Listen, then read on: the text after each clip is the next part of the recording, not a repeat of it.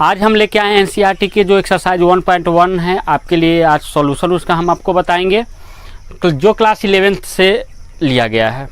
तो चलते हैं क्वेश्चन की ओर चलते हैं और देखते हैं कि आपका क्वेश्चन क्या कहता है। देखिए पहला नंबर जो आपका क्वेश्चन है वो कहता है निम्नलिखित में कौन समुच्चय है, अपने उत्तर को औचित्य बताइए। कहता है कि जे अक्षर से प्रारंभ होने वाले वर्ष के सभी महीनों का संग्रह। तो देखिए यह आपका क्वेश्चन है एक का 1 नंबर आपका क्वेश्चन है। कहता है कि जे अक्षर से, क्वेश्चन आपका कहता है जे अक्षर से प्रारंभ होने वाले वर्ष के सभी महीनों का संग्रह। तो क्या यह समुच्चय होगा? तो हम इसके पहले वाले वीडियो में आपको यह बता चुके हैं कि कैसे पता चलेगा कि हमको समुच्चय होगा या नहीं होगा। अगर आप पिछला वाला वीडियो नहीं देखे तो पहले जाके उस वीडियो को आप देखिए, बढ़िया से समझिए, उसके बाद इस चैप्टर को आप लोग एक्सरसाइज को बनाइएगा। खुद आप बना सकते हैं, किसी टीचर का हेल्प की आपको ज़रूरत नहीं पड़ेगी। तो यहाँ देखिए कहता है कि जे से शुरू होने वाले महीनों का संग्रह हो सकता है, क्योंकि हम जानते हैं कि 12 महीना होता है एक साल में, 12 महीना होता है। फिर दूसरा बार जब साल आता है तो फिर यही 12 महीना रिपीटेड होता है, यानी कि पुनः इसी का क्या होता है, चलता रहता है, यही क्रम हमारा चलते रहता है। तो जे से शुरू होने वाले, तो हम लोग जानते हैं कि जे से शुरू होने वाले एम से, एम बराबर क्या हो जाएगा जे से, तो क्या हो जाएगा जून जुलाई जनवरी, JUNARY जनवरी, JUNE जून, JULY जुलाई। यह जो है यह आपका जनवरी जून जुलाई,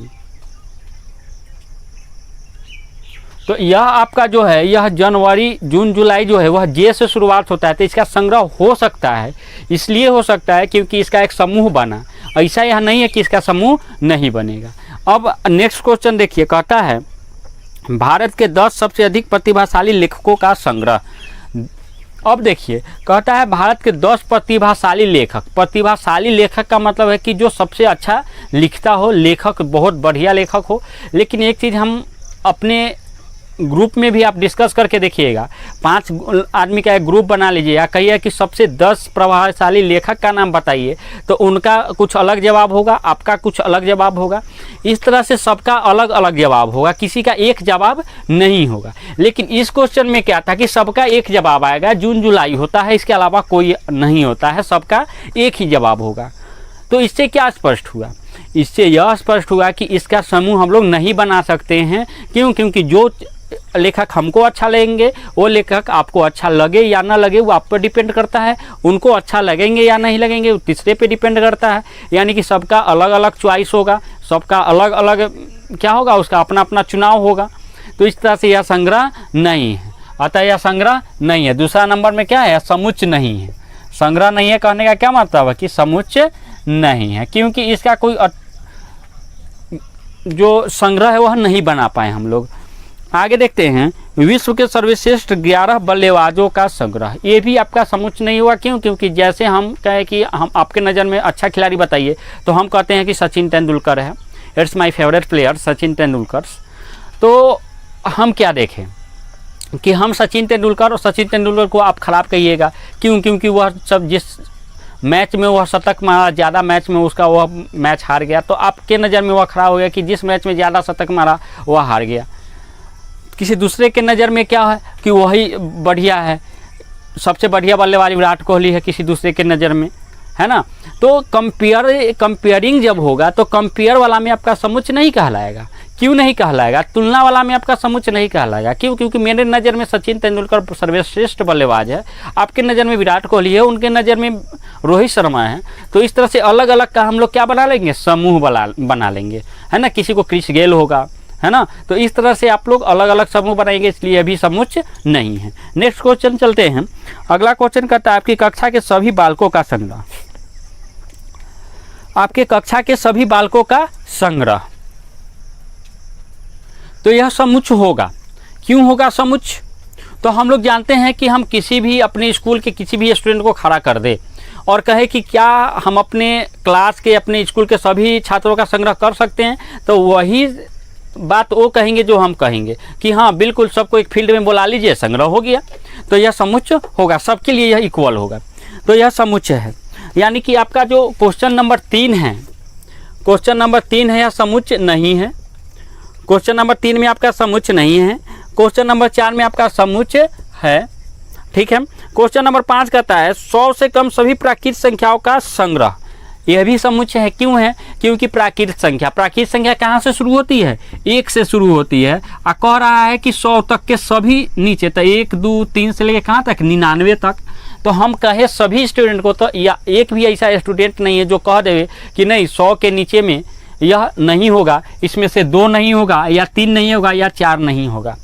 अगर उनको नॉलेज नहीं है कि प्राकृत संख्या क्या होता है तब वह ये चीज़ कह सकते हैं। अगर उनको नॉलेज है कि प्राकृत संख्या क्या होता है तब यह बात वो नहीं कहेंगे। जो एक हमारा जवाब होगा वही आपका जवाब होगा, वही आपके पूरे स्टूडेंट के, आपके क्लास के पूरे छात्र छात्रा का जवाब होगा। तो यह क्या है? यह संग्रह है। क्या है? यह समुच्चय है। क्योंकि इसका हम संग्रह बना सकते हैं, इसलिए क्या यह समुच्चय है। 5वां नंबर हो गया आपका। 6ठा नंबर में कहता है लेखक प्रेमचंद्र द्वारा लिखित उपन्यासों का संग्रह। बिल्कुल संग्रह होगा। क्यों नहीं होगा? जितना आज तक वो अपना लेख लिखे, कि जितना भी बुक लिखे सबका एक एक ले आके और एक जगह क्या कीजिए, एक रूम में रख दीजिए, उसका संग्रह हो गया। तो यह क्या होगा? समुच्चय होगा। तो यह भी बात आपको समझ में आ गया कि यह समुच्चय क्यों होगा। 6ठा नंबर में समुच्चय होगा। 7वां नंबर में सभी समपूर्णांक का संग्रह। यह भी आपका संग्रह होगा।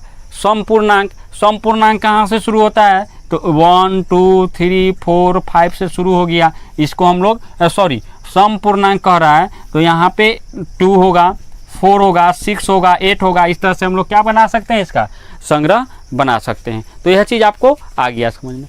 नेक्स्ट चलते हैं। नेक्स्ट क्या है?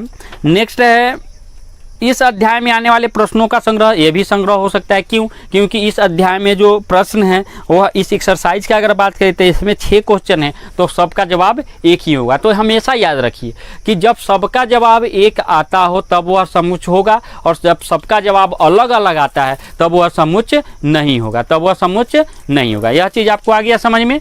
नेक्स्ट चलते हैं हम लोग। तो 7वां नंबर में क्या हो गया आपका आंसर? 7वां नंबर में हो गया सभी समपूर्णांक का संग्रह। तो इसमें तो ये आपका समुच्चय है। 8वां नंबर जो आपका आंसर होगा वह होगा इस अध्याय में आने वाले प्रश्नों का संग्रह। यह भी समुच्चय होगा। 9वां नंबर कहता है इस अध्याय में आने वाले प्रश्नों का संग्रह हो गया विश्व के सबसे अधिक खतरनाक जानवरों का संग्रह। तो यह भी समुच्चय नहीं होगा। क्यों नहीं होगा यह समुच्चय? क्योंकि सिंपल सी बात हम लोग जानते हैं, यदि आप एक कुत्ता को पाल रखे हैं, है ना, कुत्ता को आप पाले हुए हैं, तो हम अगर आपके यहाँ जाते हैं तो क्या करेगा? कुत्ता मेरे लिए खतरनाक साबित हो सकता है, लेकिन वह आपके लिए खतरनाक साबित नहीं होगा। तो यहीं पे आपको यह क्या हो गया? भिन्न हो गया, है ना। जो हम बोले वह हम कहेंगे कि यह बहुत खतरनाक है, तो आप कहिएगा कि नहीं यह खतरनाक नहीं, आप आइए यह बिल्कुल खतरनाक नहीं है, यह पालतू जानवर है, यह खतरनाक नहीं है, लेकिन वह मेरे लिए खतरनाक हो गया। क्यों? क्योंकि वो हमको पहचानता नहीं है, जानता नहीं है। तो इसी तरह से यह संग्रह नहीं होगा, क्योंकि आपका जवाब कुछ और होगा, मेरा जवाब कुछ और होगा। हम कहें कि यह खतरनाक है, आप कहिए कि नहीं है। तो हमेशा याद रखिए कि जब एक भी व्यक्ति का जवाब अगर न हो, अगर वह सही बात है, तब वह संग्रह नहीं होगा। अगर हम कहें कि AEIOU 5 गो संग्रह होता है भवेल का, है ना, अंग्रेजी वर्णमाला में 5 स्वर होते हैं, तो आप कहिए कि नहीं 6 होता है, तो आप न कहने के बाद भी यह संग्रह होगा। क्यों होगा? यह समुच्चय होगा। क्यों होगा? क्योंकि यह सत्य बात है, यह इसको झुटला आप नहीं सकते हैं, तो यह संग्रह है। तो यह चीज़ आपको आ गया समझ में। तो लास्ट वाला जो है यह संग्रह नहीं है, यानी कि 9वां नंबर जो है समुच्चय नहीं है। हो गया। नेक्स्ट क्वेश्चन कहता है कि एक आपको दे दिया हुआ है 2। देखिए यहाँ पे नेक्स्ट क्वेश्चन क्या है आपको हम बता देते हैं।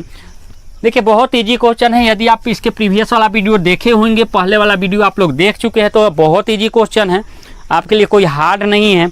देखिए कहता है कि मान लीजिए कि A 1 2 3 4 5 6 है। A बराबर हमको दे दिया, क्या चीज़ बराबर दे दिया? A बराबर हमको दे दिया, क्या दे दिया गया? 1 2 3 4 5 6। A बराबर हमको क्या दे दिया गया? 1 2 3 4 5 6। यह आपका दूसरा नंबर क्वेश्चन है। A बराबर यह दे दिया गया। कहता है कि यह चिन्ह लगाने के लिए यह और यह। तो इस चिन्ह के बारे में हम आपको पहले वीडियो बता चुके हैं कि जिसका अवयव है इसको पढ़ते अवयव है, इसको पढ़ते अवयव नहीं है, इसको पढ़ते अवयव है, इसको पढ़ते अवयव नहीं है। इसका अर्थ क्या होता है आपका? अवयव है, अवयव है। इसका अर्थ क्या होता है? अवयव नहीं है। यह चीज़ आ गई आपको समझ में। तो देखिए यहाँ पे पहला जो आपका कहता है 1 नंबर में जो कहता है आपका 5 डॉट डॉट कहता है कि क्या इसमें भराएगा, यह वाला चिन्ह भराएगा कि यह वाला चिन्ह भराएगा, यानी कि एलिमेंट्स का चिन्ह भराएगा कि डज नॉट एन एलिमेंट्स का भराएगा।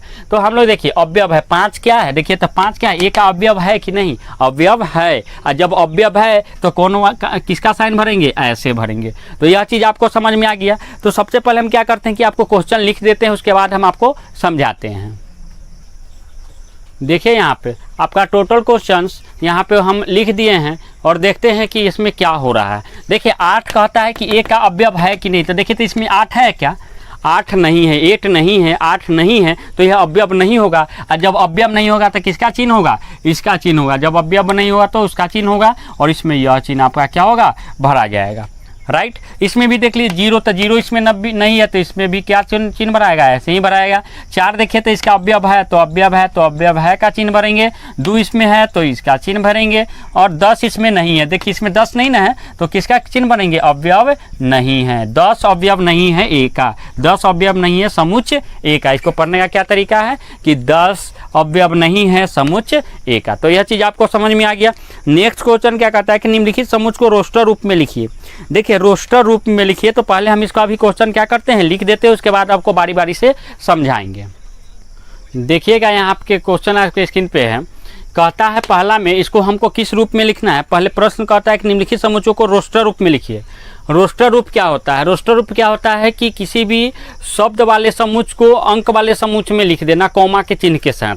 यह चीज़ आपको समझ में आ गया। किसी भी शब्द वाले समुच्चय को उसके अंक वाले समुच्चय में कॉमा के साथ लिख देना क्या कहलाता है, यह शब्द रोस्टर रूप कहलाता है। इसके पहले हम आपको वीडियो जो बनाए थे उसमें हम रोस्टर फॉर्म डाल चुके हैं, उसको आप जो लोग जाके क्या कीजिए एक बार अध्ययन कर लीजिएगा।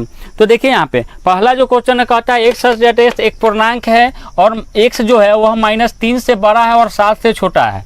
तो देखिए तो यहाँ a बराबर क्या हो जाएगा, मार्कर हम चेंज कर देते हैं।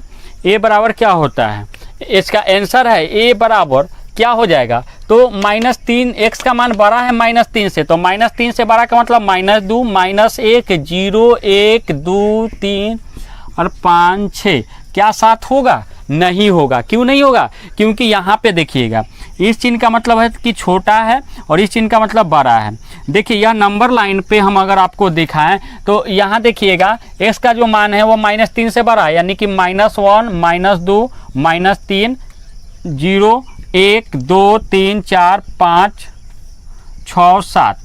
यहाँ जो x का मान है वह 1, 2, 3, 4, 5, 6, 7 कहता है कि x का जो मान है वह 7 से छोटा है, यानी कि 7 से छोटा यानी कि 6, 7 से छोटा यानी कि 6 और -3 से बड़ा। तो -3 से बड़ा आप लोग कहिए कि सर इधर क्यों नहीं है, हमेशा याद रखिए कि माइनस में अगर ज़्यादा है और माइनस में 2 माइनस संख्या लेते हैं तो ज़्यादा वाला कम और कम वाला ज़्यादा होता है, तो ये हमेशा याद रखिएगा। तो -2 से तो हम लोग कहाँ से कहाँ तक लेंगे, यहाँ से यहाँ तक लेंगे। यह चीज़ आ गई आपको समझ में, कोई डाउट नहीं है इसमें। चलिए नेक्स्ट चलते हैं। ज़्यादा समझना है तो आपके इसके पहले वाला वीडियो आपको दोनों वीडियो देखने होंगे। यदि आप पढ़ाई बढ़िया से कीजिएगा तब जाके आपका कॉन्सेप्ट क्लियर होगा। देखिए x सच दैट एक संख्या 6 से कम एक प्राकृत संख्या है। अब 6 से कम एक प्राकृत संख्या का स्टार्टिंग कहाँ से होता है, बहुत सारे स्टूडेंट को ये भी नहीं मालूम रहता है। मालूम है तो अच्छी बात है, नहीं मालूम है तो जान लीजिए कि 1 से होता है। तो 1, 2, 3, 4, 5, 6 सही है, बिल्कुल सही है। नहीं, यह बिल्कुल गलत हो गया आपका समझ। क्या कह रहा है क्वेश्चन, x संख्या 6 से कम कह रहा है, 6 तक नहीं कह रहा है। 6 तक अगर कहता तब हम 6 लेते, 6 से कम कह रहा है, इसलिए हम इस 6 को नहीं ले सकते हैं। हम कहाँ तक लेंगे, 5 तक लेंगे। अगर कहता कि x संख्या 6 तक एक प्राकृत संख्या है, जब इसके यहाँ पर तक का प्रयोग करता तब हम क्या करते, 6 लेते। यह चीज़ आपको समझ में आ गया। नेक्स्ट क्वेश्चन चलते हैं। तीसरा number, x such that x 2 अंकों की ऐसी प्राकृत संख्या है जिसके अंकों का योगफल 8 है। अब 2 अंकों की प्राकृत संख्या कैसे बनेगा भाई, बहुत सारे स्टूडेंट को बनाने तक नहीं आता है कि 2 अंकों का प्राकृत संख्या कैसे बनेगा।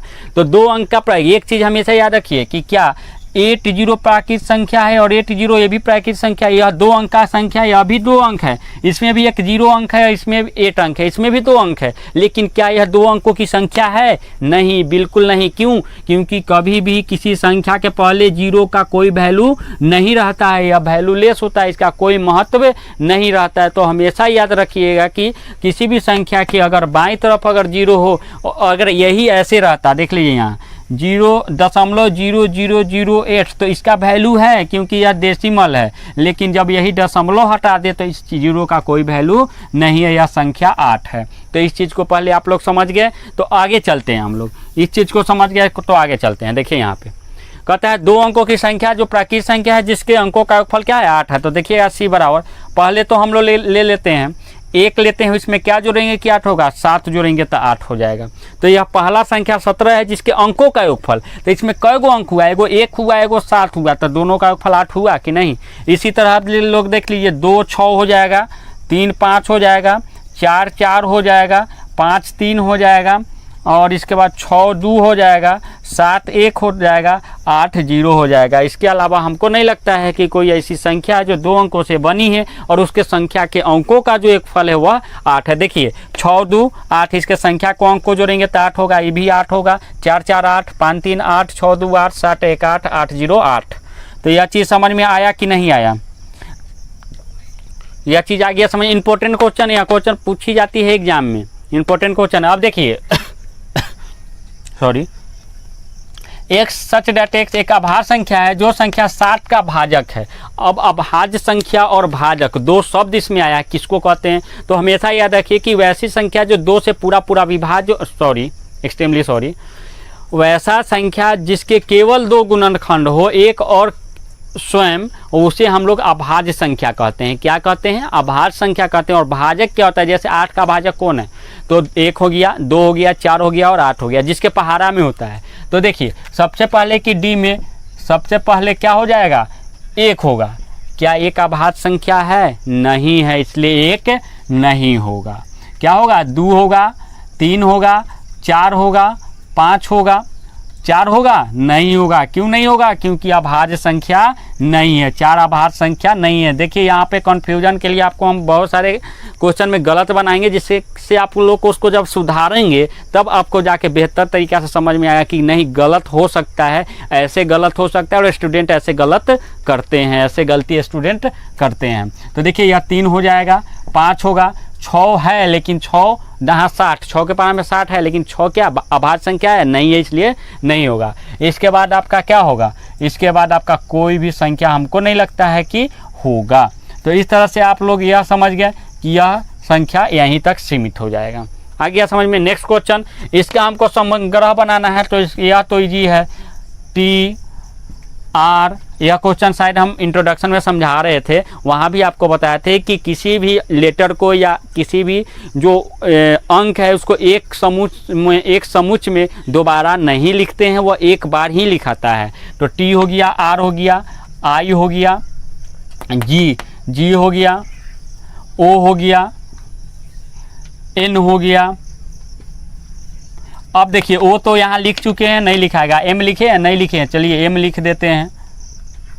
ई देखिए तो लिखा चुका है, नहीं लिखा हुआ है, तो ई लिख देते हैं।